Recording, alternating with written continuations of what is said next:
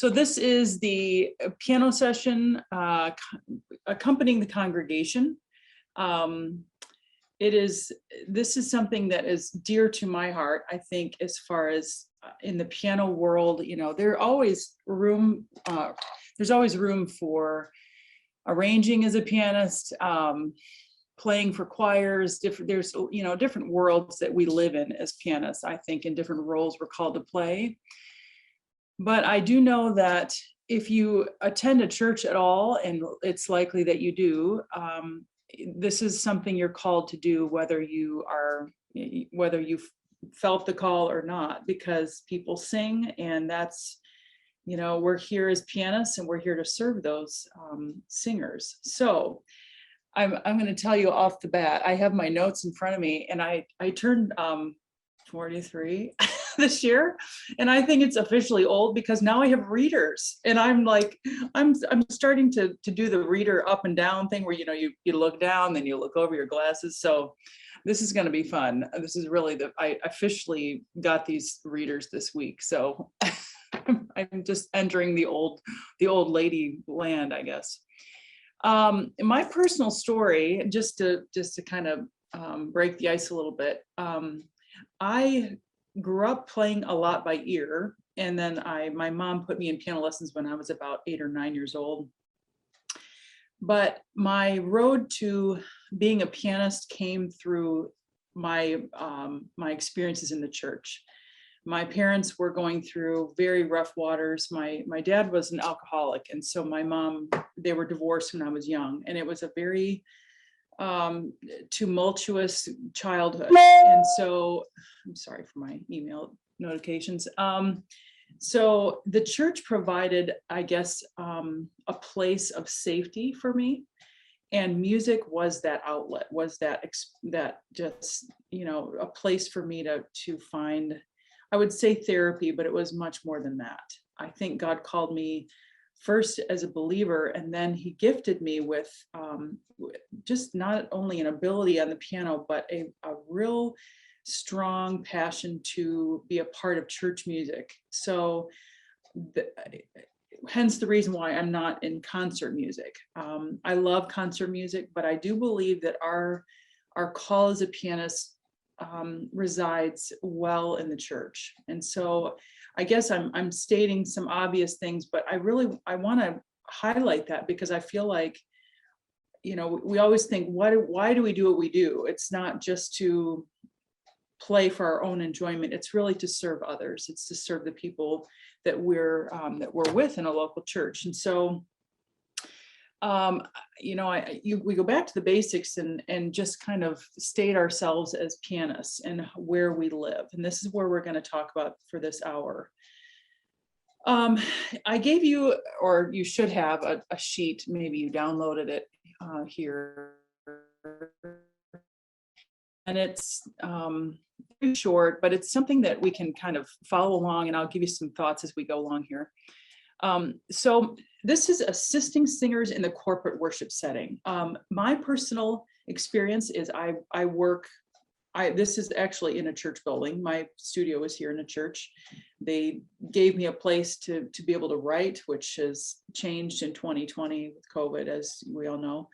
But on Sundays, I feel like I'm a dog with the vest on, a working dog. I come in and I love the people in my church, but I have a job to do. When I come in here, it's like the German Shepherd with, it's just very alert, and sometimes my nerves are even heightened. But I do believe this is part of my calling in my life. So I'm speaking from, I think, a real depth here of heart, if you can hear that already.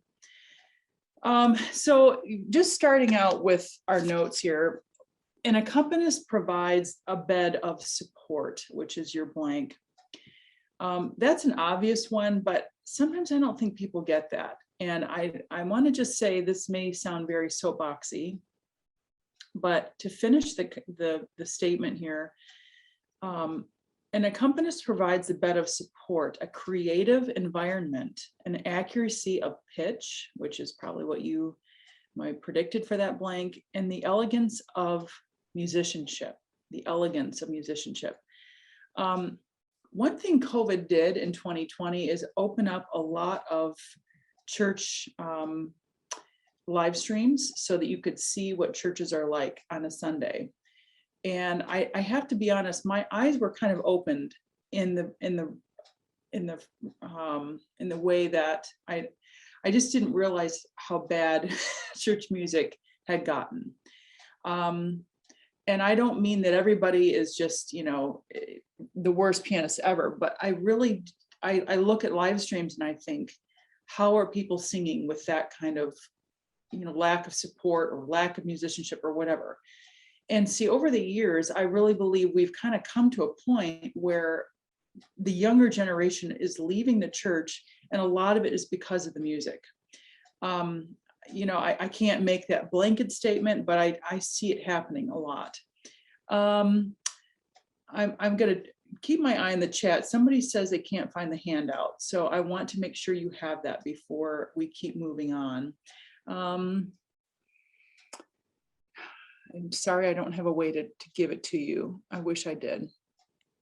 I'll speak slowly if you want to write it down. These are not profound thoughts. They're just things that I kind of came up with as I've been mulling this over here. I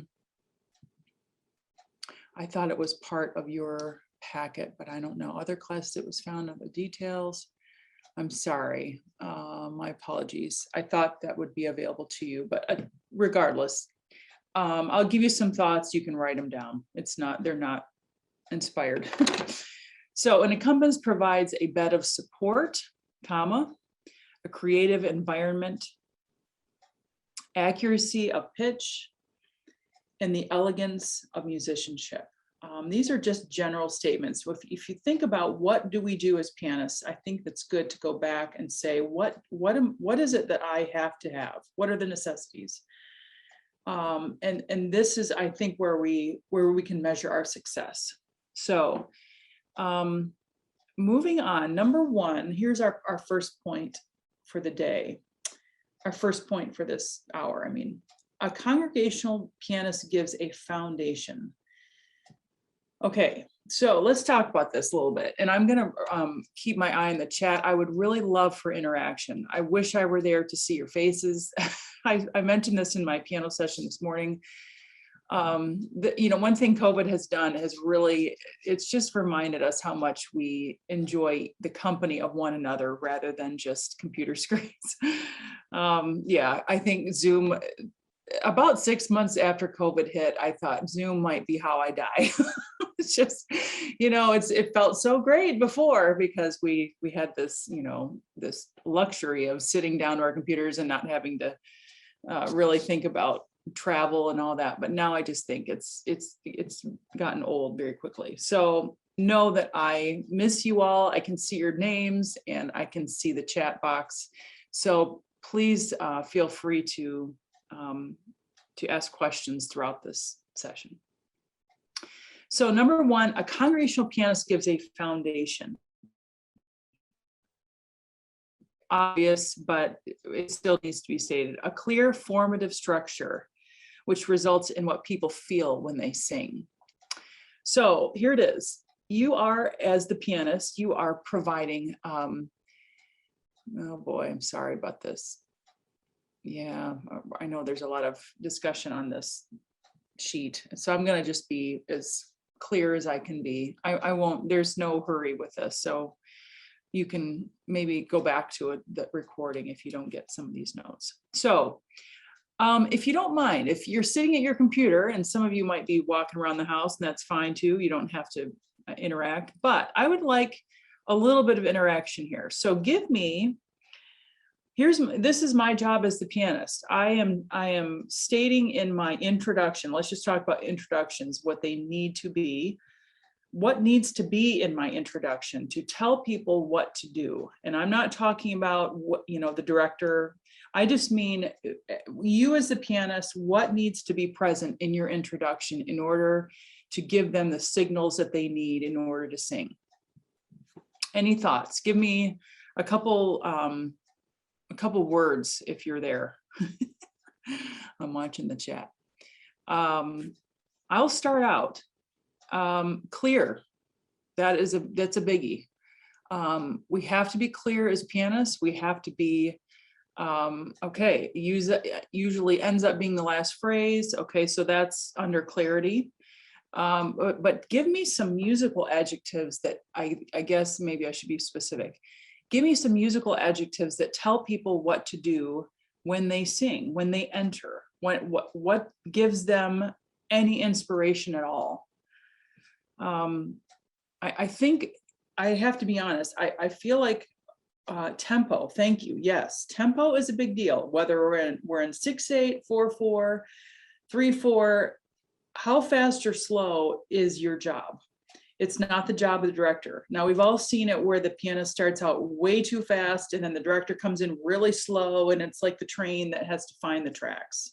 Those are unfortunate situations. I've done them many times. Or I start out way too slow and they want to pick up the tempo and I'm not paying attention. I mean, those are things that we just learn on the job, I think.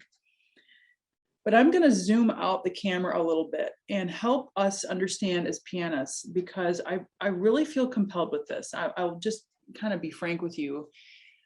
Because choral music has taken such a hit in 2020, I have kind of revamped my focus. I don't know that I'll never write for choral music again, but once I got a window into so many of the fishbowls of the live streams, I thought, oh, I just want to help church pianists become better.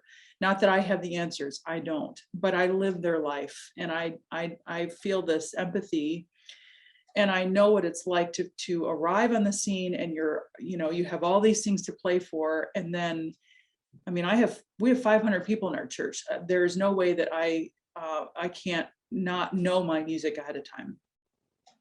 So here's my point. I really believe that in the last several decades, as we've taught our pianists to just play the last phrase, da, da, da, da, da, ching, ching, everybody sing, I think we've wiped away about 90% of the musicianship that needs to happen in congregational singing.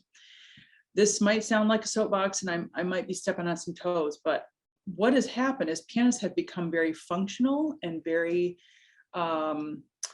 we're stating our deliberate last line just so we know that they're clear on what to sing and the melody. And we wiped away a lot of the music that needs to happen within congregational singing. And consequently, I think there are people that have left the church and been very just disappointed with how poor the music has come across. So understand, I'm not saying we need to bring in the guitars and the drums and make loud noises. And not that there's anything wrong with guitars and drums, because those things have a place too. But a lot of times those things have come into the church because of the lack of musicianship happening from the piano.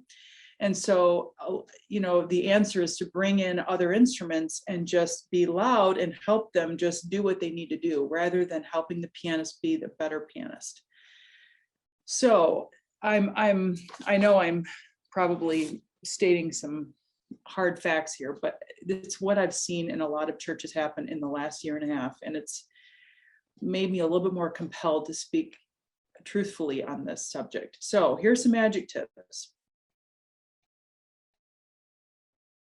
I need to be accurate. I think if somebody said tempo, that comes in with accuracy. Attractive. You're attracting, you're engaging people, you're beckoning them to the call of worship, to praise God. And our place as pianists is to make much of God. So we have the melody and the artistry of the setting and the style. And we have the theology of the words. So we have so much to do, I guess, in our role. And it really, it stands worth it, I guess, to just really park on this issue. I feel like it's important. So I'm going to say this, and I know this is hard, but I don't believe we have to state the melody in order to do these things. Chances are, a lot of times people know these hymns, they've sung them for decades, for years, for generations. Just stating da da da da da ching ching is really not giving them anything. It's not giving them a sound world. It's not giving them a style. It's just plainly stating a melody that was very uninspiring. So what I would like to see happen in the next future of church pianists, and if I had students, I would tell them this as well, is to, like we do with choral anthems, and I don't know why this has shifted so far away from a choral setting, give them the same type of intro. It can be some kind of artistry, something for singers to jump into and feel inspired to sing, feel like it's beautiful and they are enjoying the moment. I honestly think we've strayed so far away from that this feels like a new idea, and it really doesn't have to be that. We aren't to drown them out. We are to inspire them and to stage or set the stage with beauty. So moving on. Number 2, a congregational pianist's musical decisions has the potential to frustrate or assist every song director. Now, we haven't been talking about song directors. That's another sermon. And we've all worked with, different ones. I've worked with some that really don't know music at all. And I've worked with some that know music a whole lot better than I do. The relationship there needs to be a good one. I happen to be working with one right now that is a very good director. And I'm going to talk about that in a minute. But I'm going to say it again. A congregational pianist's musical decisions has the potential to frustrate or assist every song director or singer. So, we've all been in a service where Aunt Gladys is at the piano and really shouldn't be. And the director feels like he's fighting her the whole time, and it really never meshes. We've also been in services, or at least I have, where I watched this beautiful pairing happen, where the pianist sets up this, a stage of beauty, and the song leader just brings the people in just like it was, duck to water, and they sing, and it's a beautiful moment. There are no perfect moments this side of heaven, but I do believe that singing in churches is one of the few and rare moments that we have to prepare us for heaven. We are going to sing in heaven. And I do believe that there are moments on this earth that prepare us for those moments. And we as pianists, as musicians, as accompanists are preparing them for that. I know many instances where I've played for a church, and we hear this full throttle of singing, and then that very week somebody is ushered into heaven, and I hear about it, and it was sudden, and I think, oh, that was the last time they got to sing with their body, their local church body, before they went to heaven. And I hope that was the best experience they would have had before they enter the best singing ever in heaven. And I think this is our job, this is our role. So I'm trying to move quickly because I really do want I want to give you as many thoughts as I can, and I'm going to give you some samples at the end. One of the things I can't do, if I were there in person, I would play and I would kind of give you some ideas. I wish I could, but since I can't, I've come up with an idea of, at our church, we have a live stream that it has a few, they're far away, but there are a couple camera angles. There's 2 of them, and it will give you a sense of what we do. And not that ours is the best, because trust me, we've had our moments too. But I think I would like to use some of what we do as an example of something that has worked. It took a lot of years of practice, and it took a lot of years of mistakes and talking about the mistakes, what worked, what doesn't work, and then fixing and improving. And I think I would like to share some of those with you. So number 3, a congregational pianist. I'm going to look at this. Thank you. This is my old age again. A congregational pianist sends nonverbal impressions and vibes throughout the entire experience of singing and worship. Nonverbal impressions and vibes. Okay, so one of the things that I do believe we as pianists have to do is be an actor or actress. And when there are things that happen in a worship service, you keep going. We know that, but sometimes I've seen pianists roll their eyes or laugh or, get mad or angry, and that can't be the case. You really have to keep a game face.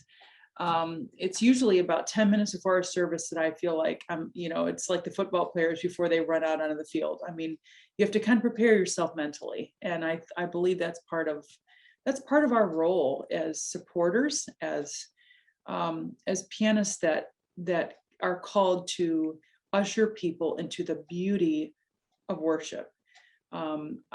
I think speakers probably have to do the same thing. When your pastor preaches, he probably has to feel the same rush of energy and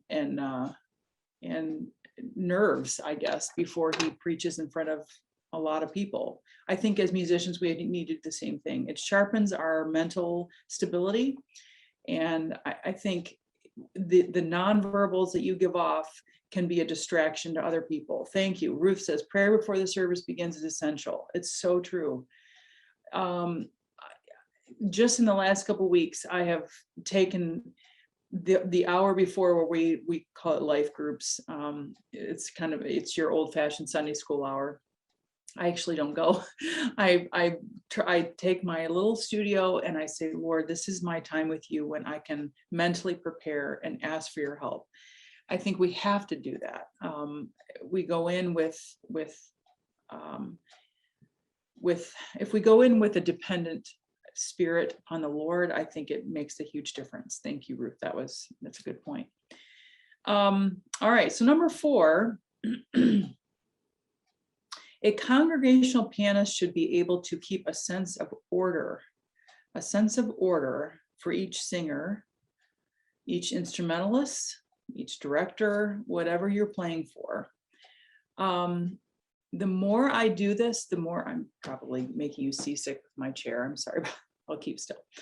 I really have gotten a more of a keen awareness of the importance of my role as an accompanist to the rest of the musicians, the rest of the people who serve the Lord on a platform. I do believe, their role is just as important. I'm not saying mine is above at all, but as a supporter in this way, I view it almost like a mother in a home, because so much of her role, of his role or her role, is kind of maintaining this level of, stability, of order, of structure, and reliability. We call it faithfulness. It's faithful. I think that's the Bible's term for someone's reliability, their awareness of their responsibility in that role. So I really, there is a lot to be said for this. So again, we're talking support, foundation, nonverbal, and a sense of order. So I welcome any of your interaction here. I'm watching the chat box. If you'd like to ask a question or make a comment, I welcome that. So these principles will look different in every church context. I know that. I'm probably speaking to some organists as well, where you play the organ or you go back and forth between each instrument. I think there's much to be said for that as well. You're setting the stage for what people are going to do and enter into to do. That goes from anything from the prelude to the postlude. So preludes, we don't have offertories anymore. I mentioned that this morning. So it really makes our service is different. We don't pass plate. We do give, but we don't have an official, ushers come forward, pass plates, and then music covering that movement. But we do have piano solos being played once occasionally in our services.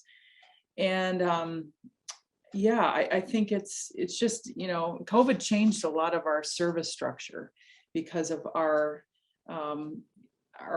touching each other or being in each other's space. I think it's been kind of a funny change of our world, really. So I do believe this, if you read through the Old Testament, I think musicians they were the Levites, they were trained very well. They did not, it wasn't Aunt Gladys getting up to play the piano if she could try to muddle through. We have those at our church too, who just play occasionally, but the regular accompanists who support the general population of the congregation singing, or is usually the mainstay of the pianist, I do believe needs to be trained on an academic level. Now, having said that, I'm going to speak out of the other side of my mouth and say sometimes I've seen this before, where a classically trained pianist is sometimes ignorant of church music. They come in and they want, because they're used to playing and obeying the score note by note. Improving is a very difficult thing for them to do. So I realize that those types of people are out there too. It doesn't mean they shouldn't try, but I do believe, there's a lot of times the person, and I've seen different scenarios played out with this, where pianists, if they're classically trained, they have a harder time sometimes improving things that are not on the page. So I don't, there are churches who use hymnals, there are churches who don't. We at our church use a mixture of everything. We have a lot of new hymns come out. I mean, I talked about this morning. New hymns are coming out just as fast as technology is changing, because the availability of new hymns is immediate. I mean, Matt Papa and Matt Boswell, I think they're the two that came out with a new hymn this week, and it's available on the Getty site called it's Almost Home. It's beautiful. If you haven't heard it, I listen to it all the time. But it was released, I believe, on Monday, and today's Wednesday, and I already know it. I mean, it's just how our world is. They have a video and they have new hymns, and all of a sudden we have a new hymn. We didn't have to wait for the hymnal to come out and and the hymnals to be passed out. I mean, it's just, our world is that immediate. It's kind of the Amazon Prime of music. It's just a different time we live in. So I do believe that the pianists who were trained to play out of the hymnal I'm not saying they can't learn it, but it's going to take them a little bit longer to learn an updated style for these types of hymns. I had to learn it. I was not trained under the Getty world, because those Getty hymns were not available at that point. I was in college in the late 90s, where it was still very, octave chord. We were trained, as somebody said earlier, to play the last line of the hymn, quote the melody, and then the people came in. And that's just not the case anymore. I think we've strayed more into an artistic world, where we need to hear a sound world and be inspired to sing. And I think because people know these hymns, a lot of the ones, we sing old hymns, we sing new hymns. We have a mixture of both in our church. And ironically, the videos I'm going to play for you today of our church's singing are all older hymns, but played in a more updated style. So I'll get to that in a minute. So moving on here, and again, this is, I'm watching the chat box. Please feel free to ask questions, make a comment. So this is where I want to kind of get into the nitty-gritties. I have 3 main points here at the end that I'd like to just explore with you. Number 1, bottom line, invite your singers. This is I think, the basic of what a pianist does. You are the catalyst for what's about to happen in a worship service. And it's, to me, it's as equal as preaching.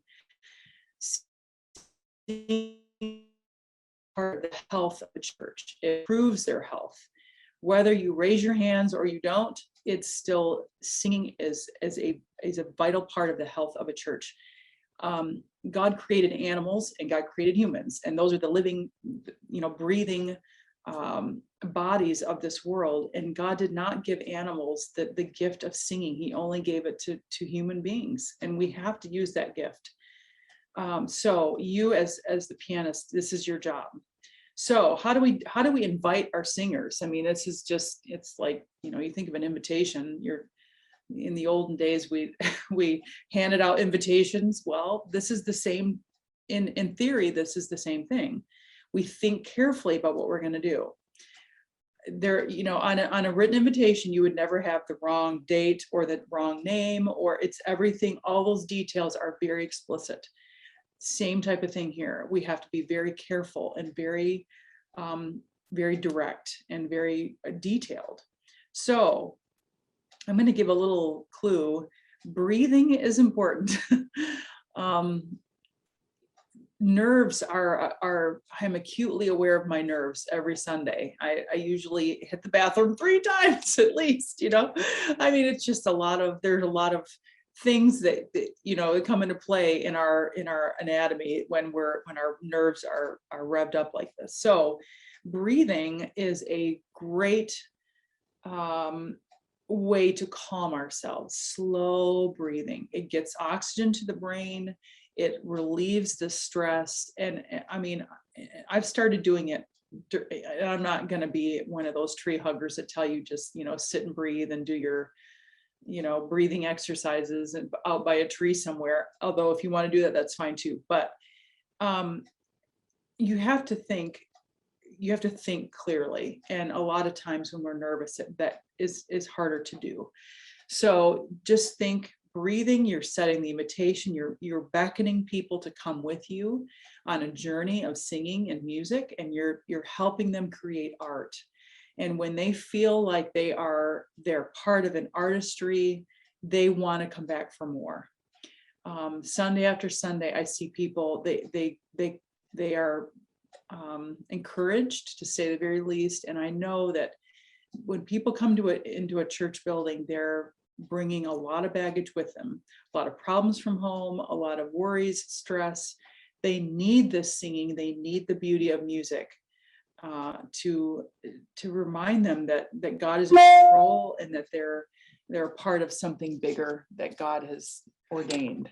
So under inviting your singers, so you're thinking carefully, you're breathing, you're beckoning, you're also communicating security and confidence. This is one of the reasons we don't put high school students up to I mean, if it's the best we have, I guess we have to do it, but I really don't recommend putting a beginner or I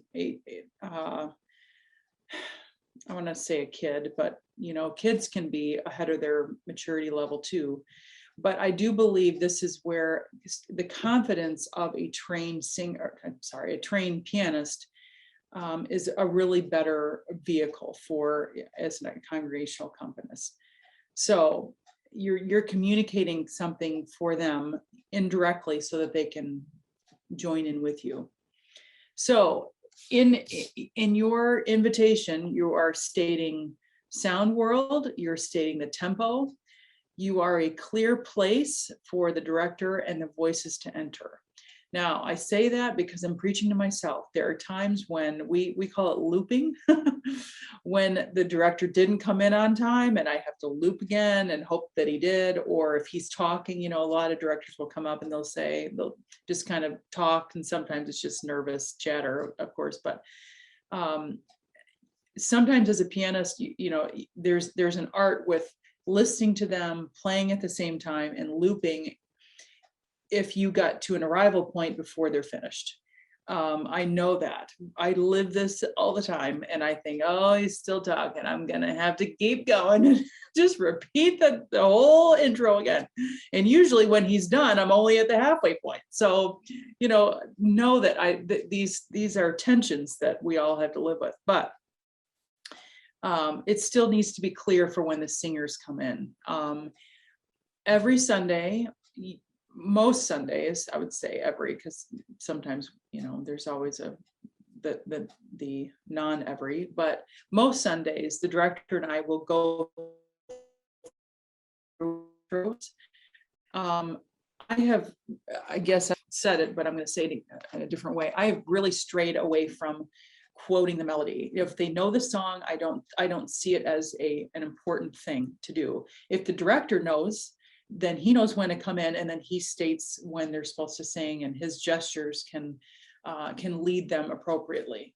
It's really not my job, and I know this is new for some of you, to make sure that they are right on the melody and they are singing that melody. Because what happens in that, if I think that way, I end up playing very pedantic, and there's no shape. It's only, I'm beating out melody notes, and it becomes more of a frustration for everyone, rather than letting music breathe and being beautiful as it should be. So these are not new ideas for some of you, but they might be for others. So moving forward, I would say under this, don't play every stanza the same. This goes back to our job as an artist. Make intentional changes from first stanza to second stanza. A lot of that can be dictated by what the words say. I mean, you can word paint some. I think of a hymn like "How Great Thou Art." There's a stanza that talks about birds in the trees, and then God himself not sparing, and you're talking about the cross. I mean, there's a lot of, I think, avenues that you can take artistically that highlight the words, rather than just playing the same thing every stanza and then good, we're good, don, don, ching, ching, moving on. I mean, this is what's happened for years, and I'm really trying to help us move forward from that. So what does that mean? It means I have to really think through the words ahead of time, and maybe look at some arrangement books. If this does not come naturally to you, if improv isn't something that just happens, then I would look at other ideas. When I first began choral writing, I studied other scores. I had ideas of my own, but I wanted to go to people who have done this for years and years and were good at their craft before I just launched out. I studied things of Mac Wilberg, Dan Forrest, John Rutter. I mean, and I looked at why I liked their stuff. Do the same thing as church pianists. Go to YouTube. There's a lot of good piano artistry out there that will give you some ideas. So having said that, I have our first video. This is okay. So I talked about the live stream in our church. We use an orchestra, and Joe actually said this to me, and I thought it was perfect. We call it a churchestra because in every church, there's usually not the traditional, like all the strings and all the brass and all the woodwinds. We don't have that. So it's not that glorious, but we do have many from each family. And I really wanted to serve them well. And I felt like they weren't being served. And I will say this, in a lot of worlds right now, in church worlds, many of the traditional orchestral instrumentalists have nothing to play. I'm going to quote my old boss, Rick Nichols. He has a doctorate in horn, which we always laughed at because it only has 3 valves. And I thought, how do you get a doctorate in something that only has 3 valves? Anyway, I know it's more than that, but he's a very fine player, obviously. And he said, I have nothing to play in church. Instead, I'm sitting there with, 2 guitarists and this drum set, and there's nothing for me to play. And I want to be a part of this accompaniment. And here I have a doctorate in an instrument and I don't have any opportunities. So I do believe, and I'm getting to a point here, that there's an answer for that. So you might have an organ and a piano and a few instruments, or you might have just a piano, you might have just an organ, you might have, one of the 3, or you might have a harmonica and a tuba. We have a tuba player, actually. He's usually pretty loud. With all these instruments, they should be able to participate. And I'm going to give you some ideas for this. So here is, and I don't know, I'm sorry, Michael, I've been rambling, but I want to play our first video of Like a River Glorious. I want you to pay attention to the textures, the styles, and just the overall setting of Like a River Glorious. Here it is. way when sorrows like sea billows roll. God, you have taught me to say, it is well with my soul, like a river glorious.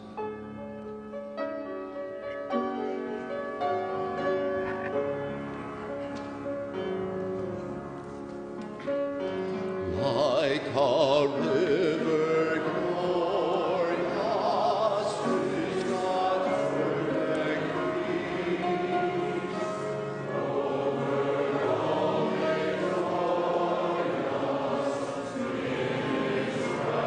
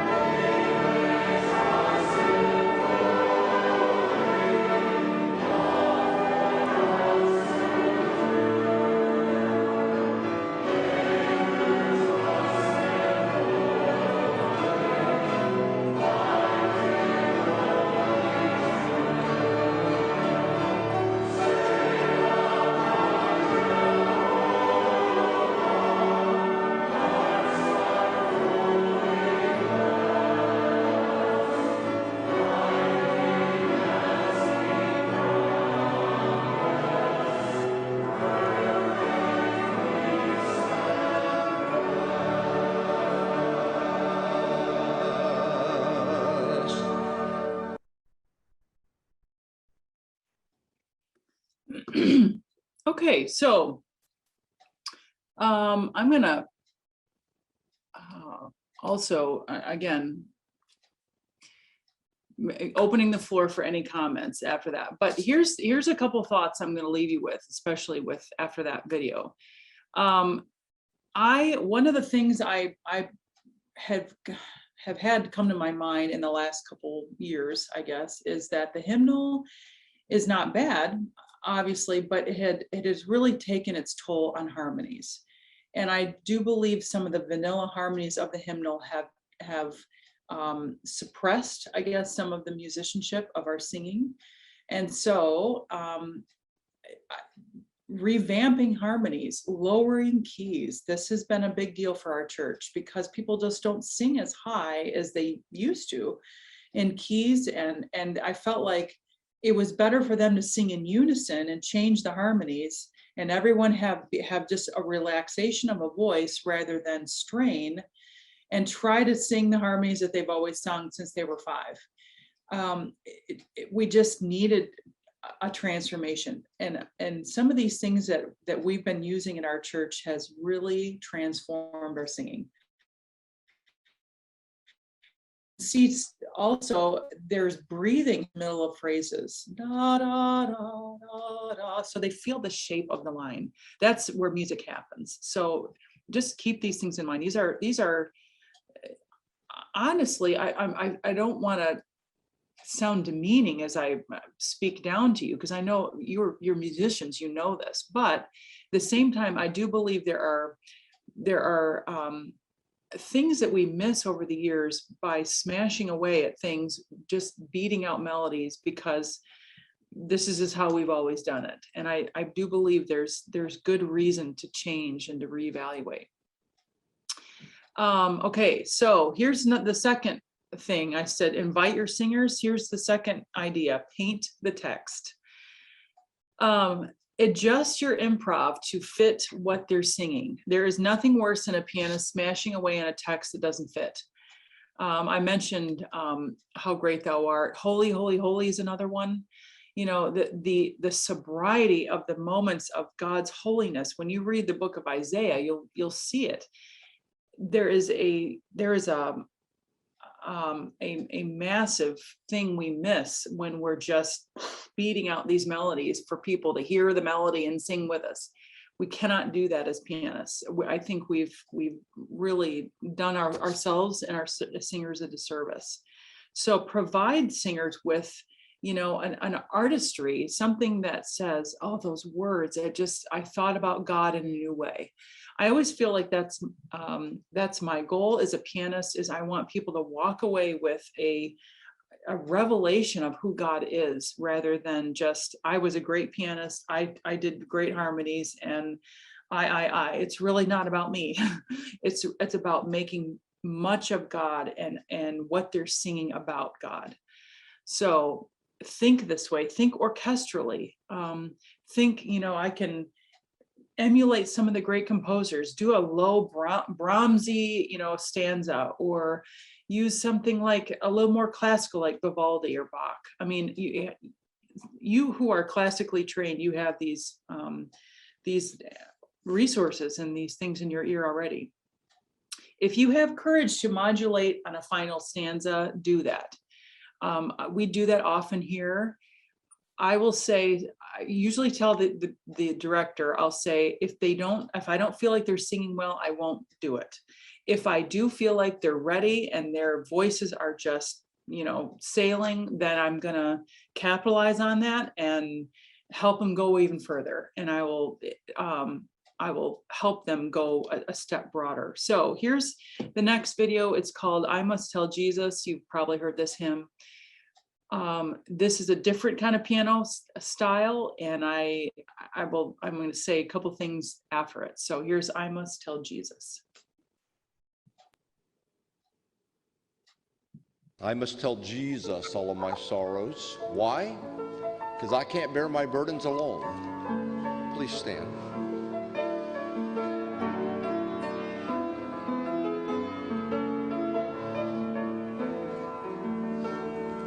I must tell Jesus all of my trials.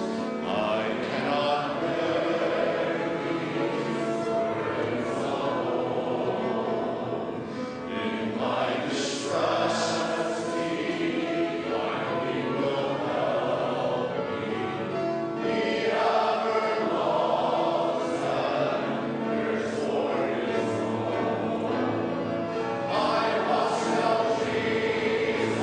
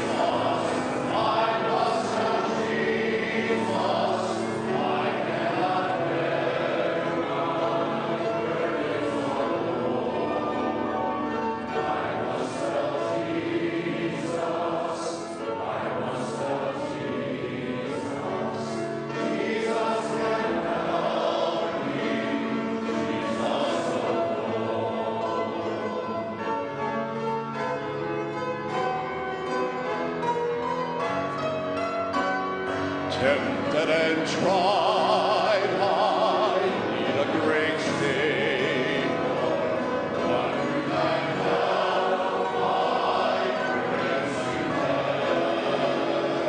I must have Jesus, I must have Jesus, He all my cares and sorrows to share. I must have Jesus, I must have Jesus, I cannot bear my burdens alone. I must have Jesus, I must have Jesus, Jesus and help me, Jesus, I must have Jesus, I must have Jesus, I must have Jesus, I cannot bear my burdens alone. I must have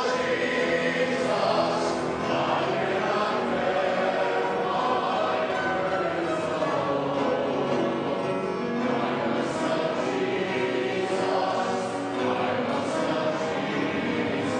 I must have Jesus, Jesus can help me, Jesus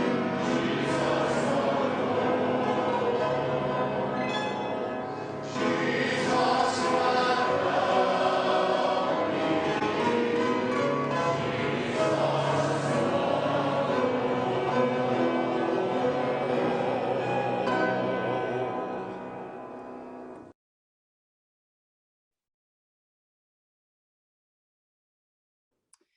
Okay, our people love to sing. It's kind of a joy to play for people that really sing out, and so I hope I'm giving you ideas that inspire you to help your people sing too.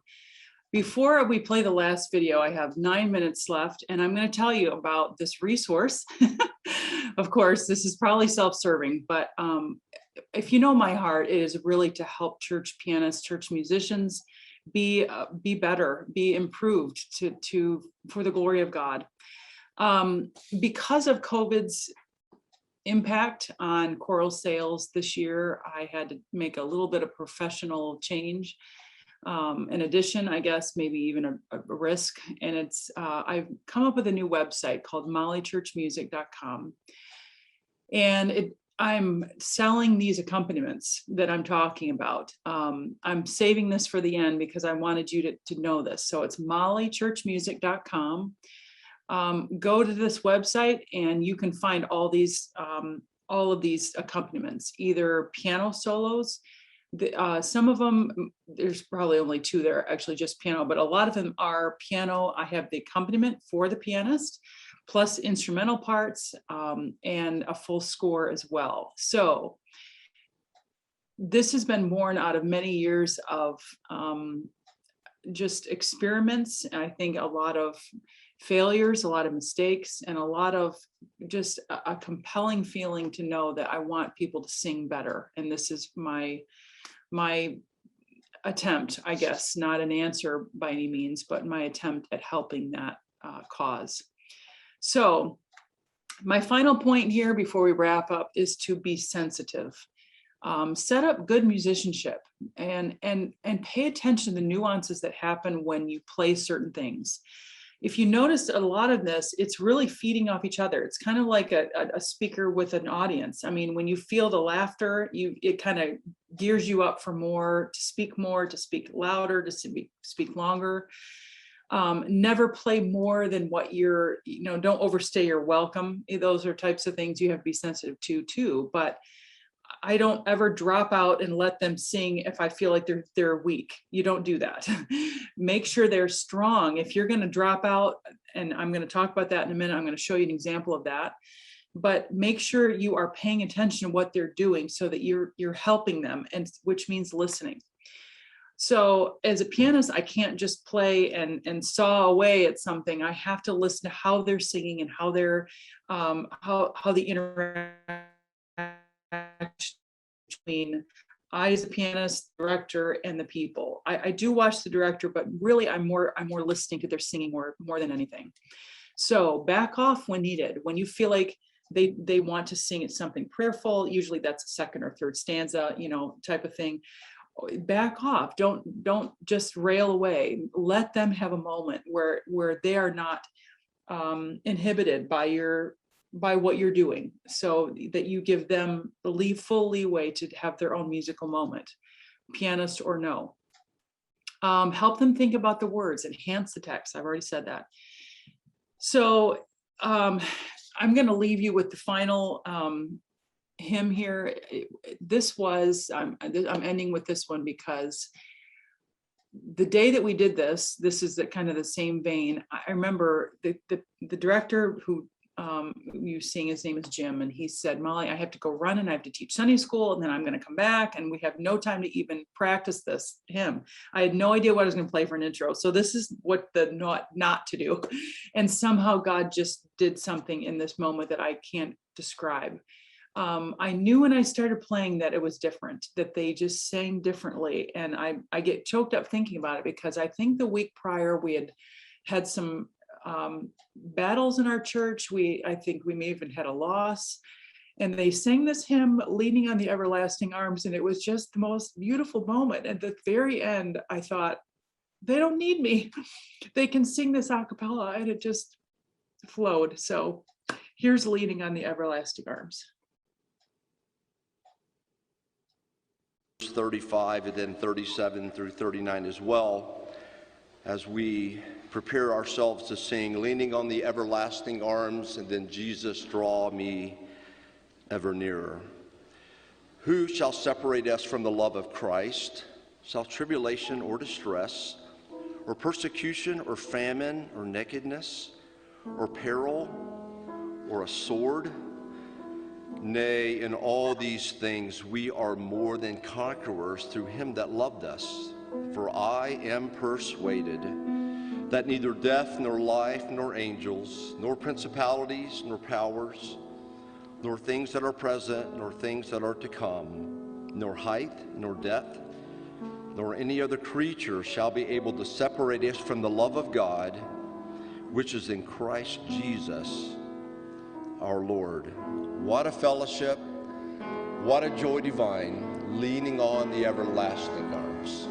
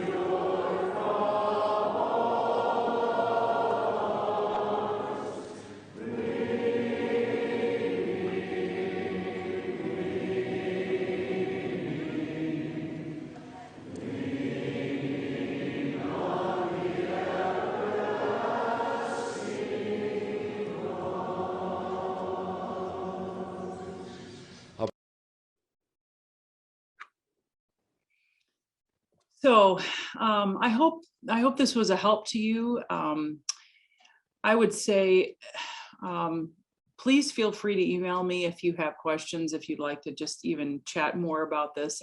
I wish we had another hour to talk about it, because it's such a great tool to be used of the Lord in singing.